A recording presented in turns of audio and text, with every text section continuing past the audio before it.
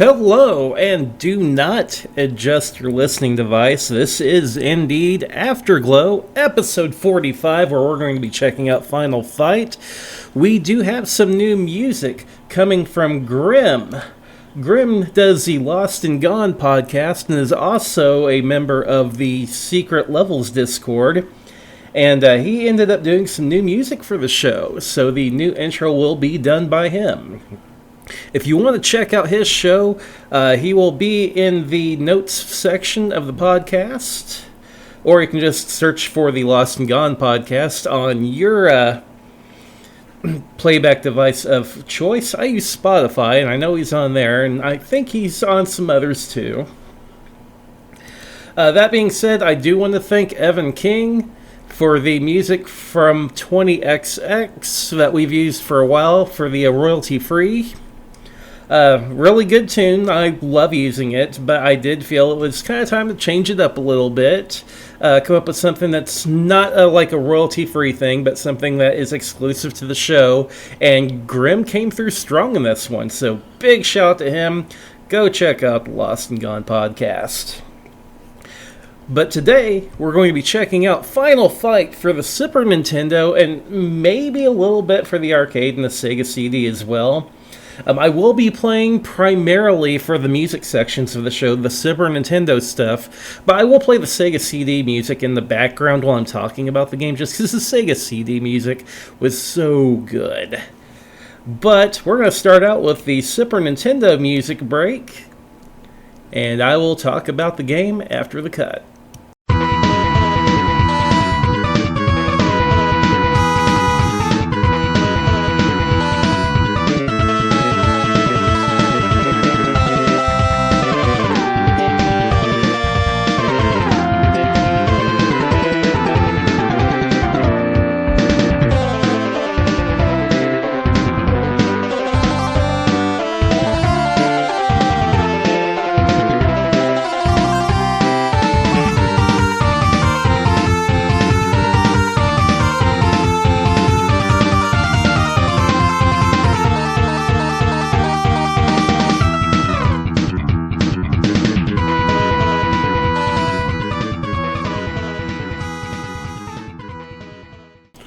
Alright, welcome back, and as advertised, I'm going to hit play over here real quick. And in the background, hopefully we've got some Final Fight CD music. And hopefully it's not too loud. But my experience with Final Fight was a game rental, again. Really an early game rental, because this was an early game for the Super Nintendo. And immediately I got two things. One, wow, this plays a kind of like Double Dragon, or, you know, the Ninja Turtle games, but oh wow, the graphics. Like, the graphics for me at the time were mind-blowing. But this is one of the first Super Nintendo games I had played outside of Super Mario World. Like I said, we had rented it, and this was actually, I fast-forwarded a little bit here, but it was before I actually owned a Super Nintendo. The uncle that I stayed with back in Indiana for a bit, he was actually over at our place for, I believe, a week or two. And he had brought a Super Nintendo with him. And we had rented this game and WWF Super WrestleMania. And I'll tell you what, this game got so much playtime. First of all, great two-player game. Although we'll be talking more about the player thing later, but it is a fantastic two-player game.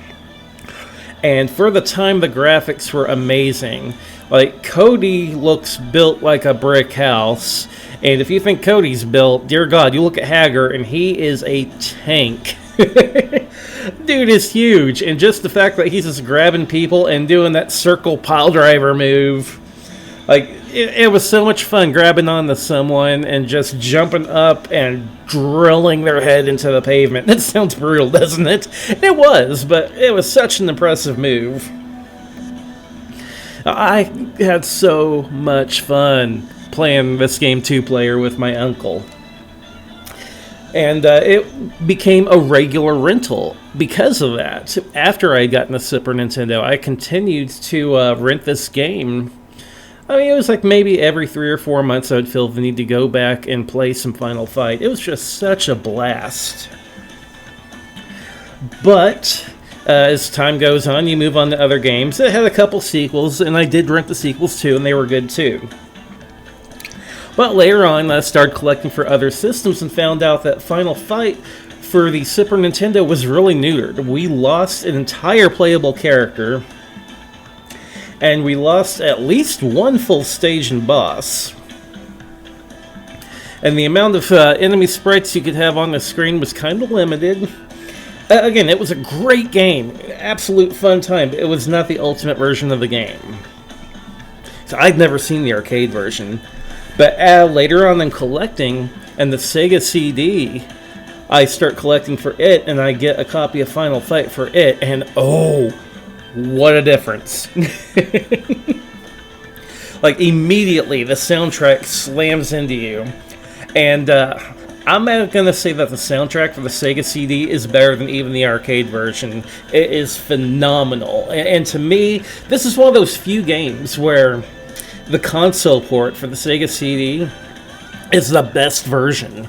It's better than the arcade version. It blows the Super Nintendo version out of the water. And the Super Nintendo version's a blast to begin with. But you get the awesome soundtrack of the Sega CD. You add into that being able to throw more sprites on the screen. There's more chaos going on. You've got the extra stages added back in. You've got Guy re-added back in, the third playable character. He's more of like a ninja type, whereas Cody was definitely like a Street Fighter type, and Hagar was definitely just crazy wrestler/brawler. Definitely wrestler, because he ended up being in another Capcom franchise regarding wrestling, which we'll probably talk about in a different episode. But man, the Sega CD version was a blast. And I did eventually emulate through MAME the arcade version, but then I ended up getting an arcade 1-up that had Final Fight on it. And again, I really like it because it's like, the way it's meant to be played in the arcade with the joystick and the buttons standing up and everything. It's like the original intention of the game. And it was a good version of the game, but I still have to keep going back to that Sega CD version. Just an amazing soundtrack that blows the other soundtracks for the Super Nintendo and even the arcade absolutely out of the water. Like, it's one that I will go back and play just for the soundtrack. It is that good. If those are pretty well my memories of Final Fight, it is just an awesome beat-em-up that I highly recommend. It is not the deepest beat-em-up. Like, if you want something with more depth, you definitely need to look at something like Streets of Rage. But that being said, wow, like, just for its time, those graphics were mind-blowing, and graphically, it smokes Streets of Rage. I think that Final Fight looks beautiful compared to Streets of Rage. But that being said, Streets of Rage is definitely more of a, how do I put it? It's a deeper game to me. But that doesn't take away from Final Fight being a ton of fun, especially if you've got a buddy to play with. And there's still numerous ways of playing this game. I mentioned the arcade 1-up version before, which you should be able to maybe find out there. It's also on the Capcom Arcade Collection, if you want to go out and get it. I believe it's on the first one. And on the older systems like PS3, maybe even PS4, there is a compilation that has both Final Fight and Magic Sword. But you can also play the game that way, and those are both also arcade versions. Sadly enough, that means the Sega CD version is kind of lost to time. You don't have a way of getting it unless you get a used copy. That being said, if you got a Sega CD beating around, dear God, find a copy and play this, because just for that soundtrack alone, it's worth it. But I'm going to go ahead and get ready to close this out. We're going to play another soundtrack from the Super Nintendo version. Like I said, in the background, I've been playing a bunch of music from the Sega CD version. That way it's kind of in the show, too. But we're going to do one more track from the Super Nintendo version before we do the outro for this episode.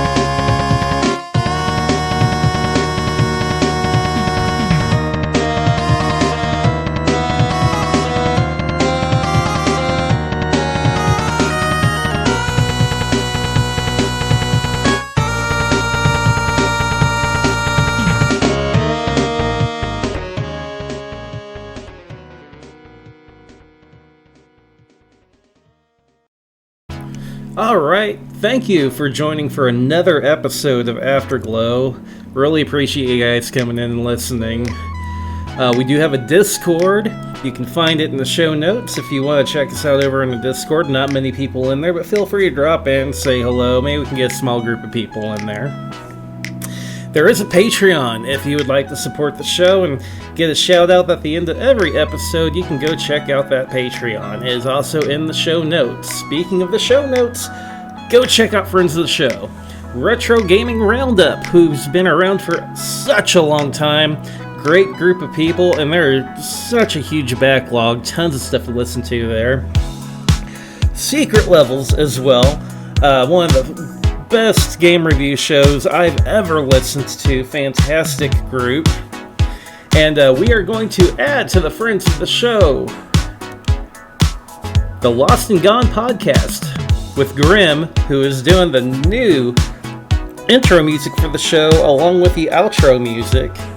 That being said, I do once again want to thank Evan King for being with us for the first 44 episodes and allowing me to use his royalty-free 20XX tune. Great tune, and I do love it. I do hate leaving it behind, but I did want something custom for this show, and I think Grim did an awesome job. Can't wait to see how it flows from here on out. Speaking of another shout-out, the new show logo and artwork has been done from TobyVonDoom from Secret Levels. I love the NES look for the logo of the show. I think it's a great look, and I want to thank Toby once again for doing the artwork for the show. We've got a special crossover episode coming up soon where I guest on Secret Levels and do my own Afterglow on X-Men for the NES. That will be the next episode for Afterglow, and there will also be a link for me being on the Secret Level show discussing the Uncanny X-Men for NES. So hopefully not only will you listen here, but you'll listen over there. Thank you again for listening to my ramblings and ravings, and I'll see you on the next episode of Afterglow.